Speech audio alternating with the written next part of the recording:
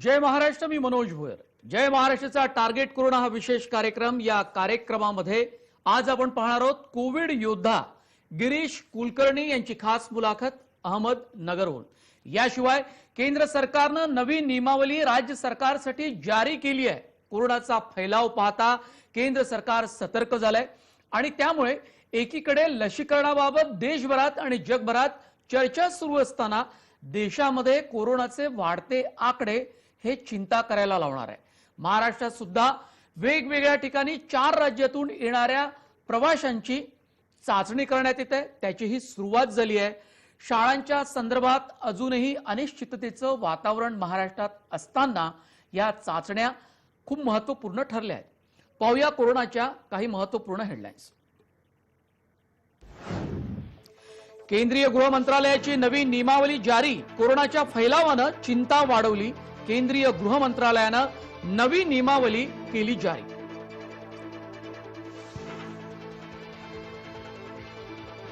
संकट काळात राजकीय पक्षांच्या आंदोलनाबाबत पंतप्रधानांकडे तक्रार। मुख्यमंत्री उद्धव ठाकरे यांनी केली तक्रार। राजकीय पक्षांना योग्य ती समज देण्याची मागणी। कोरोनाची दुसरी लाट रोखण्यासाठी राज्य सरकार सज्ज। दिल्ली, गुजरात, राजस्थान मधून येणाऱ्या प्रवाशांची आरटीपीसीआर टेस्ट बंधनकारक।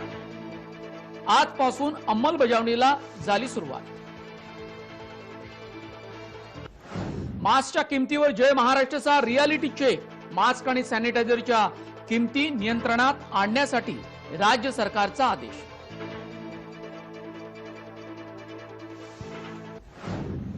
रशियाचा दावा, स्पुटनिक 5 लस परिणामकारक असल्याचा दावा।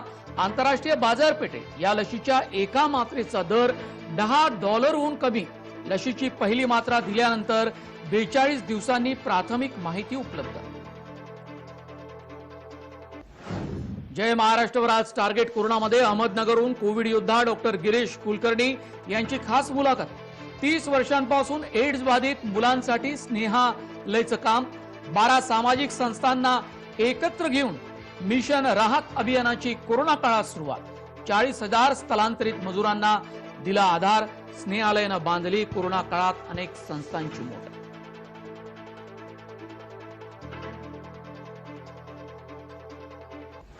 पाहुयात कोरोनाच्या सुपरफास्ट बातम्या।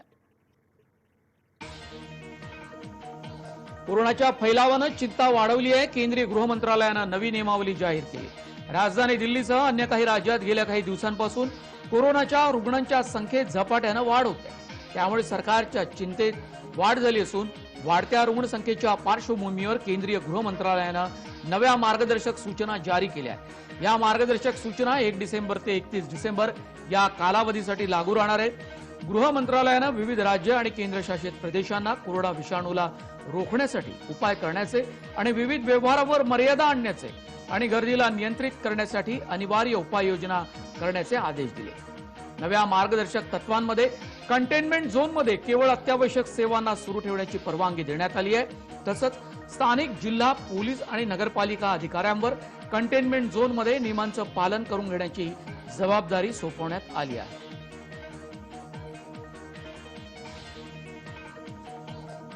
राजकीय पक्षांच्या आंदोलनाबाबत पंतप्रधानांकडे मुख्यमंत्री उद्धव ठाकरे यांनी तक्रार केली। संकट काळात राजकीय पक्षांची आंदोलने सातत्याने सुरू आहे, मोठ्या प्रमाणात गर्दी होते आहे। यासाठी पंतप्रधानांनी या राजकीय पक्षांना समज द्यावी। याचाच अर्थ असा होतो की भाजपची गेल्या काही दिवसांपासून मंदिर आणि वीज आणि मराठा आरक्षणावरून जी आंदोलनं होती त्या संदर्भातच मुख्यमंत्र्यांनी मोदी यांना माहिती दिली। कोरोनाची लाट पुन्हा येत आहे, अशा परिस्थितीत केंद्राच्या सूचनेनुसार राज्यातील जनजीवन पूर्वपदावर आणत आहे। मात्र काही राजकीय पक्ष जनतेच्या जीवाशी खेळत आरोग्याचे नियम मोडत रस्त्यावर उतरून राजकीय आंदोलन करीत आहेत। त्यांना परिस्थितीची कल्पना देऊन योग्य ती समज द्यावी, अशी मागणी उद्धव ठाकरे यांनी पंतप्रधानांकडे मंगळवारी केली आहे।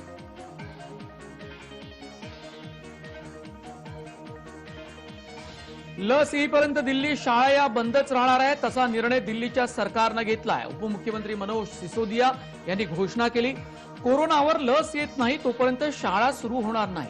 कोरोना उद्रेकामुळे संपूर्ण देशभरात मार्च महिन्यापासून शाळा बंद आहेत। लॉकडाऊन नंतर काही ठिकाणी शाळा पुन्हा सुरू करण्यासाठीचे प्रयत्न झाले, परंतु कोरोना वाढता प्रसार पाहून शाळा सुरू न करण्याचा निर्णय घेण्यात आला। दिल्लीचे उपमुख्यमंत्री मनोज सिसोदिया यांनी या संदर्भात मोठी घोषणा केली आहे। दिल्लीतील बहुतेक पालक शाळा सुरू करण्याच्या विरोधात आहेत। 30 ऑक्टोबर रोजी सिसोदिया यांनीच ही माहिती दिली होती, त्यामुळे पुढील आदेशापर्यंत दिल्लीतील शाळा या बंद राहणार आहेत।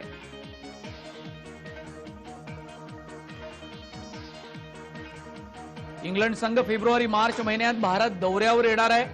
बीसीसीआयचे अध्यक्ष सौरभ गांगुली यांनी माहिती दिली। भारतीय संघ ऑस्ट्रेलिया दौऱ्यावरून परतल्यानंतर इंग्लंड विरुद्ध कसोटी, वनडे आणि T20 मालिका खेळणार आहे। भारतीय क्रिकेट नियामक मंडळ अर्थात बीसीसीआयचे अध्यक्ष सौरभ गांगुलीने इंग्लंडच्या भारत दौऱ्याची घोषणा केली आहे। सौरभ गांगुली यांनी सांगितलं की कोरोना व्हायरसमुळे ही मालिका या वर्षाच्या सुरुवातीला स्थगित करण्यात आली होती।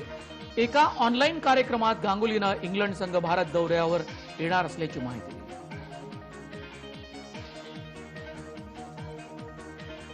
कोरोनाची दुसरी लाट रोखण्यासाठी राज्य सरकार सज्ज झाली आहे। दिल्ली, गुजरात, राजस्थानमधून येणाऱ्या प्रवाशांची RT-PCR टेस्ट बंधनकारक करण्यात आली। आजपासून अंमलबजावणीला सुरुवात झाली आहे। इतर राज्यातून येणाऱ्यांना 96 तास आधी चाचणी बंधनकारक करण्यात आली आहे। त्यांचा निगेटिव्ह अहवाल आल्यानंतरच त्यांना राज्यात प्रवेश दिला जाणार आहे। पालघर चेक नाक्यावर तपासणीला सुरुवात झाली। मुंबईतल्या महत्त्वाच्या रेल्वे स्थानकावरही चाचण्यांना सुरुवात झाली आहे।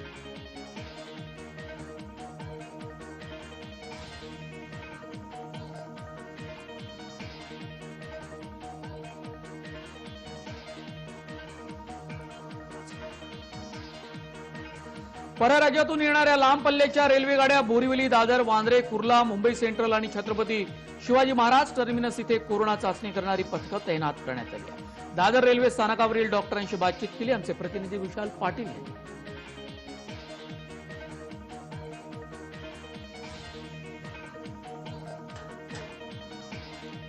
दिल्ली, राजस्थान, गुजरात आणि गोवा या राज्यातून येणाऱ्या प्रवाशांना कोरोना रिपोर्ट जो आहे तो घेऊन येणं महाराष्ट्रात बंधनकारक आहे। त्याचबरोबर रेल्वे स्टेशनवरती या प्रवाशांची टेस्ट सुद्धा होणार आहे। खरं तर रेल्वेकडनं मुंबईतील रेल्वे स्थानकांवरती अशा प्रकारची कोरोना टेस्ट करणारी टीम जी आहे ती डॉक्टरांची तैनात करण्यात आलेली आहे आणि या ठिकाणी येणाऱ्या प्रवाशांची कोरोना टेस्ट जी आहे ती करण्यात येते। जर प्रवासी कोरोना पॉझिटिव्ह निघाला तर थेट त्याला कोविड सेंटरमध्ये पाठवण्यात येते। आपल्या सोबत हे डॉक्टर आहेत, ह्यांच्याशी आपण बोलूयात।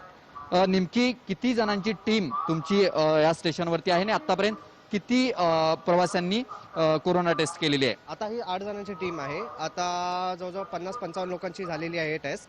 त्याच्यामध्ये आम्हाला निगेटिव्ह आलेले आहेत सगळ्या सध्या, एकही पॉझिटिव्ह आलेला नाही आहेत। खरं तर मोठ्या प्रमाणात प्रवासी जे आहेत ते स्थानकांवरती येत असतात। किती मिनिटांमध्ये हा रिपोर्ट प्रवाशांना मिळतोय? ये 10 मिनट में, जैसा नॉर्मली प्रेगनेंसी और मलेरिया का टेस्ट होता है वो इस प्रकार का ही टेस्ट है। तो 10 मिनट में बहुत से बहुत रिजल्ट डिक्लेयर हो जाता है, नेगेटिव या पॉजिटिव है। तो जैसा भी होता है हमें पता चलता है तो हम बोल देते हैं पैसेंजर को इस हिसाब से पुलिस के जरिए रिलीज़ कर देते हैं, स्टेशन से एग्जिट करा देते हैं। जो भी राजस्थान, MP, गुजरात, गोवा और दिल्ली से जो भी प्रवासी पैसेंजर जो महाराष्ट्र डिस्ट्रिक्ट में एंट्री करेंगे तो उनके लिए RT-PCR कोविड रिपोर्ट कंपल्सरी होना चाहिए। तो राज्य सरकारच्या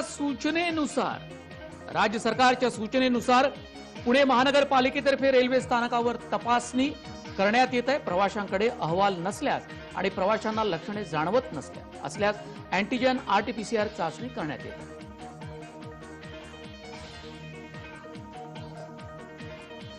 राज्य सरकारनं मास्क आणि सॅनिटायझरच्या किमती नियंत्रणात आणण्यासाठी 20 ऑक्टोबर रोजी शासकीय आदेश काढलाय।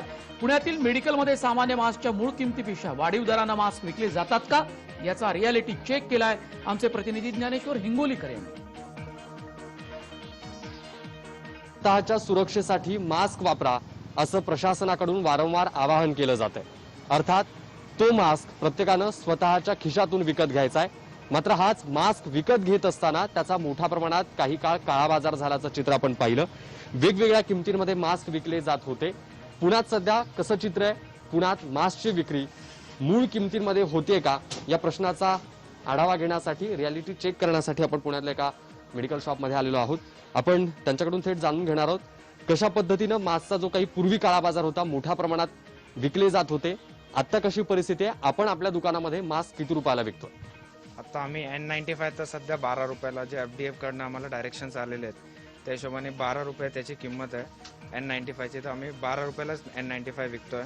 3 प्लाय मास्क FDA कडनं आम्हाला गाईडलाईन आहे 4 रुपीज इच मास्क 4 रुपीजला विकायचं आहे. त्या हिशोबाने आम्ही 3 प्लाय मास्क. एकूणातच आपण पाहतो की सुरुवातीच्या काळात मोठ्या प्रमाणात काळा बाजार होत होता, मोठ्या संख्येनं मासिक. नंदुरबार जिल्ह्याला गुजरात राज्याची सीमा लागू नये, कोविड-19चा प्रादुर्भाव रोखण्यासाठी खबरदारीचा उपाय म्हणून जिल्ह्यात रेल्वे आणि रस्ते मार्गाने येणाऱ्या प्रवाशांची तपासणी करण्याचे आदेश जिल्हाधिकारी डॉक्टर राजेंद्र भारुड यांनी दिले. त्या अनुषंगानं राष्ट्रीय महामार्गावर तसंच गुजरात महाराष्ट्राच्या सीमेवरील करुड मरुड इथं पोलिसांनी बंदोबस्त वाढवलाय. सीमावर्ती भागात येणाऱ्या जाणाऱ्या नागरिकांची तपासणी सुरू असून कोरोनाच्या नियमांचं उल्लंघन करणाऱ्या नागरिकांवर कारवाई करण्यात येत आहे.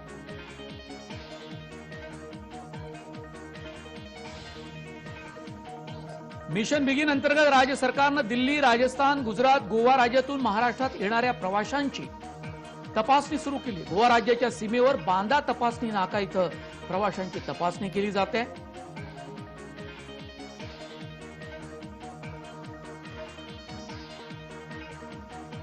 काँग्रेसचे ज्येष्ठ नेते आणि सोनिया गांधी यांचे राजकीय सल्लागार अहमद पटेल यांचं पहाटे निधन झालं.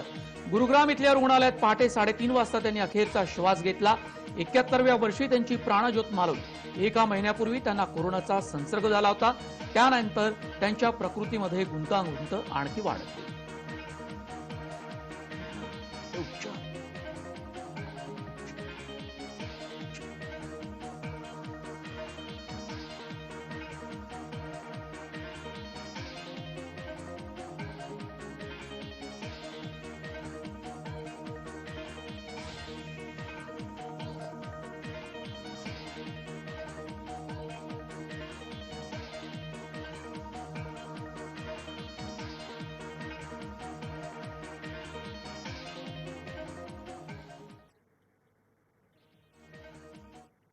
पाहूया रशियामधल्या स्पुटनिक 5 या कोरोना लशी संदर्भातली बातमी.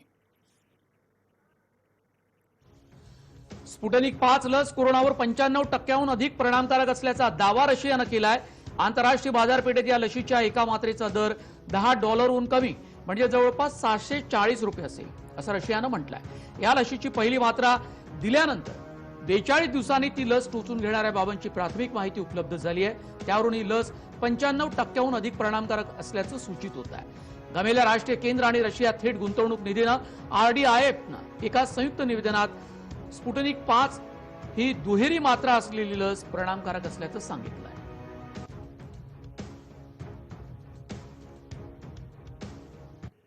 वेळ झाली टार्गेट कोरोनामध्ये एका छोट्या ब्रेकची. ब्रेक नंतर अहमदनगरवरून कोविड योद्धा डॉक्टर गिरीश कुलकर्णी यांची खास मुलाखत.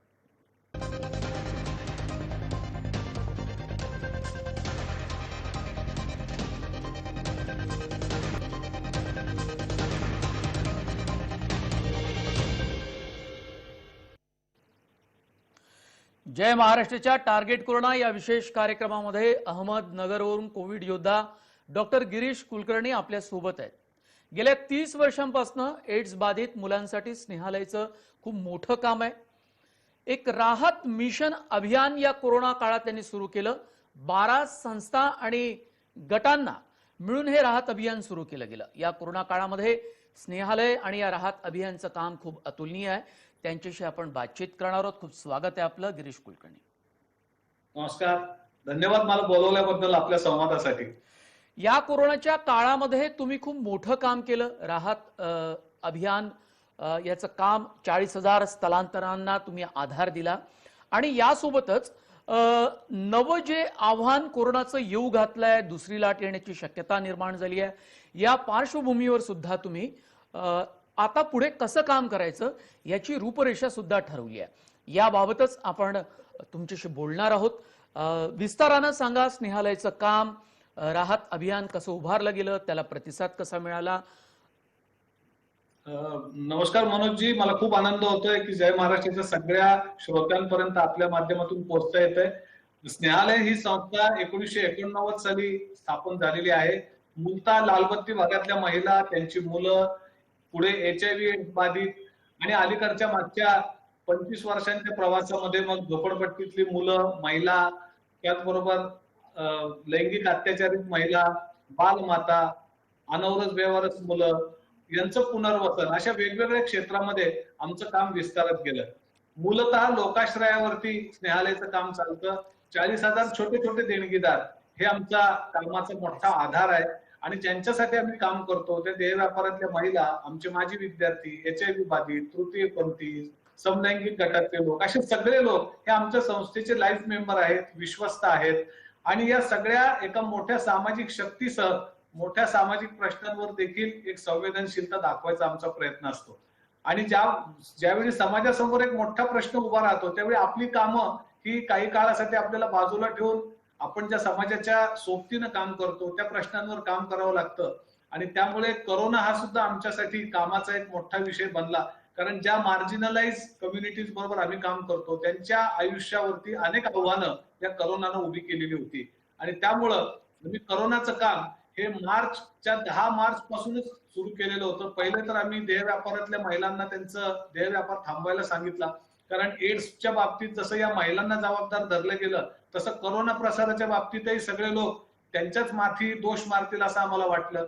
मग त्यांच्यासोबत काम करत असताना झोपडपट्ट्यांमध्ये आम्ही काम करतो. नगरमधल्या 8 झोपडपट्ट्यात 2,000 मुलांबरोबर आणि जवळपास 1150 कुटुंबांसोबत आमचं दैनंदिन काम चालतं. आरोग्य, शिक्षण, आर्थिक सक्षमीकरण हे आमच्या कामाचे प्रमुख मुद्दे आहेत, उद्देश आहेत.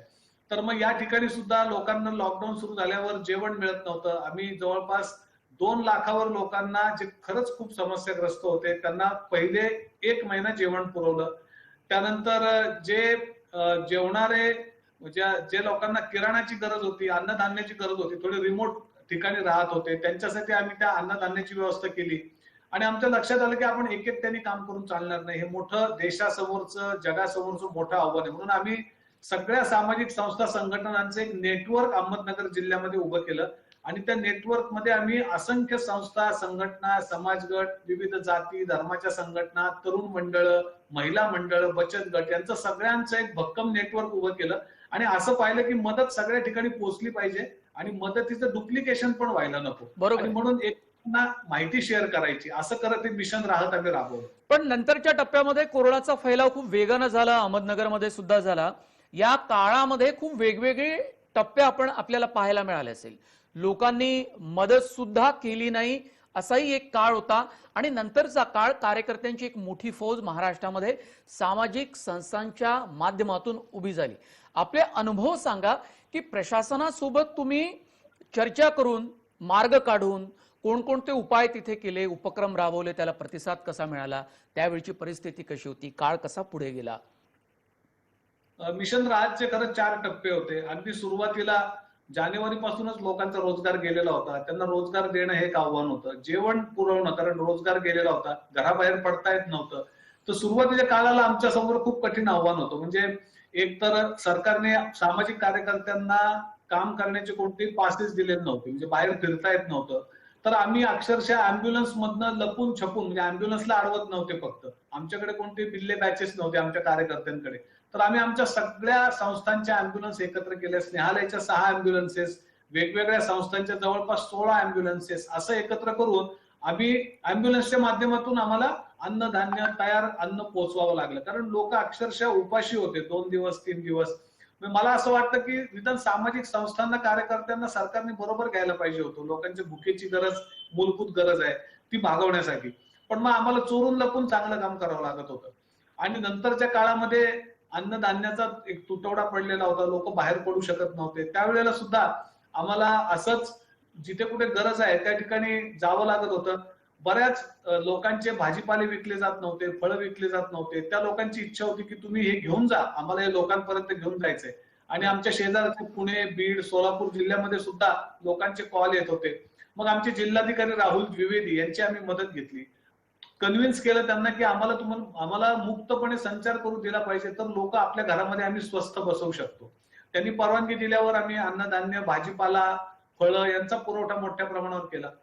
त्याचबरोबर ज्यांच्या एक विशिंग वेल नावाची संस्था आहे, आरती वकील म्हणून बाई आहेत, त्यांनी पण आम्हाला या कामामध्ये मदत केली. असंख्य संस्था संघटनांनी मदत केली. पण या काळामध्ये रुग्णांची सोय लावणं हा एक फार मोठा प्रश्न होता. अर्थात आणि गिरीशजी, एक महत्वाचा मुद्दा म्हणजे कोरोनाची दुसरी लाट येण्याची शक्यता निर्माण झाली असताना देशामध्ये आता नवे निर्बंध लागू होतील की काय अशी परिस्थिती आहे. पंतप्रधान नरेंद्र मोदी यांच्यासोबत 8 राज्यांच्या मुख्यमंत्र्यांची काल आढावा बैठकही झाली. या बैठकीत सुद्धा वेगवेगळ्या उपाययोजना केल्या गेल्या किंवा सुचवल्या गेल्या. महाराष्ट्रात सुद्धा चिंतेचं वातावरण आहे. दिल्लीत कोरोनाचा फैलाव खूप वेगानं होत आहे. या पार्श्वभूमीवर तुम्ही जे गेल्या 8 महिन्यात काम केलेलं आहे त्या कामाला अनुसरून आता तुम्हाला काय वाटतं की नवी आव्हानं कुठली आहे, ती सामाजिक संस्थांनी कशी पेलायची आहे, तीही एक मोठं संकट तुमच्या समोर असणार आहे. मला असं वाटतं की मागच्या अनलॉक मध्ये, लॉकडाऊन मध्ये या सगळ्या काळात 8 महिन्याच्या चुका केल्या त्या टाळल्या पाहिजेत. पहिली चूक म्हणजे सगळ्या सामाजिक संस्था, संघटनांना, कार्यकर्त्यांना महाराष्ट्रामध्ये प्रचंड मोठ्या संख्येने गणेश मंडळ आहेत. प्रत्येक चौकात एक गणेश मंडळ असतं. ह्या सगळ्यांना एकत्र करून त्यांच्याशी संवाद करायला हवा आणि त्यांना त्यांची जबाबदारी नेमून द्यायला हवी.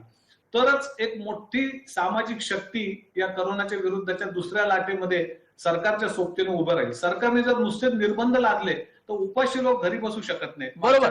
म्हणजे तुमचं मत असं आहे की लॉकडाऊन करण्याची, टाळेबंदी करण्याची अजिबात गरज नाही, मात्र कठोर निर्बंध पाहिजेत. ते असे पाहिजेत की सिंगापूरमध्ये एका जर्नलमध्ये एक लेख प्रकाशित झाला आणि त्यात असं सांगितलं गेलं की 70% जरी मास्क वापरला गेला असता तरी 70% कोरोनाला आवर घालता आला असता. तुमचं निरीक्षण काय त्या भागातलं? लोक पाळतात. लोकांना मास्क वापरायला आणि हात स्वच्छ धुवायला, काळजी घ्यायला आपण शिकवलंय या 8 महिन्यांच्या काळामध्ये. म्हणजे सगळ्यांनी मिळून, माध्यमांचा तुमचा रोल याच्यात खूप महत्वाचा होता. सगळ्यांमुळे हे शिकलेले आहेत लोक. मला असं वाटतं की खरी गरज आहे की लोकांना घरी बसवायचं असेल तर लोकांच्या भुकेची सोय करायला पाहिजे. तर लोकांना आपण घरी बसा म्हणू शकतो. मागच्या लॉकडाऊन मध्ये आम्ही गिव्ह इंडिया सारख्या संस्थेच्या मदतीने 3000 लोकांना, कुटुंबांना प्रत्येकी 5-5 हजार रुपये दिले आणि त्यांना नवे व्यवसाय पण काढायला सांगितले त्यातून. कारण लोकांना नुसतं घरी बसवता येणार नाही हे आम्हाला माहिती आहे. तर तशी उपाययोजना काहीतरी करायला हवी. बरं, आता लसीकरणासंदर्भामध्ये सुद्धा जगात खूप वेगवेगळ्या प्रकारची चर्चा सुरू आहे. येत्या 2 ते 3 महिन्यामध्ये लस उपलब्ध होईल असं भारत सरकारकडून सांगण्यात येत आहे. जगात ही फायझर नावाची कंपनी आहे किंवा स्पुटनिक व्ही आहे रशियाची, किंवा भारत बायोटेक भारतामध्ये, ते सुद्धा वेगवेगळ्या देशांची चर्चा करून उपाययोजना राबवण्याच्या भूमिकेत आहे. असं असताना लसीकरणाचा टप्पा नेमका कसा असावा, कसं राबवलं जावं, आपल्या काही सूचना स्नेहालयातर्फे किंवा या मिशन राहत अभियानातर्फे? काल जे जाहीर झालं, सिरम इन्स्टिट्यूटने जाहीर केलं की 250 रुपयाला 1 डोस मिळणार आणि 2 डोस प्रत्येकाला घ्यायचे. तर मला असं वाटतं की ही लस मोफत मिळायला हवी आणि जेवढ्या जे सरकारी यंत्रणा आहेत त्यांच्या बरोबरीने या सामाजिक संस्था, संघटनांना सुद्धा यामध्ये सहभागी करून घ्यायला हवं लोकांच्या लसीकरणाच्या कार्यक्रमामध्ये. त्याच सिरम इन्स्टिट्यूटच्या लोकांशी संवाद असतो आमचा चालू.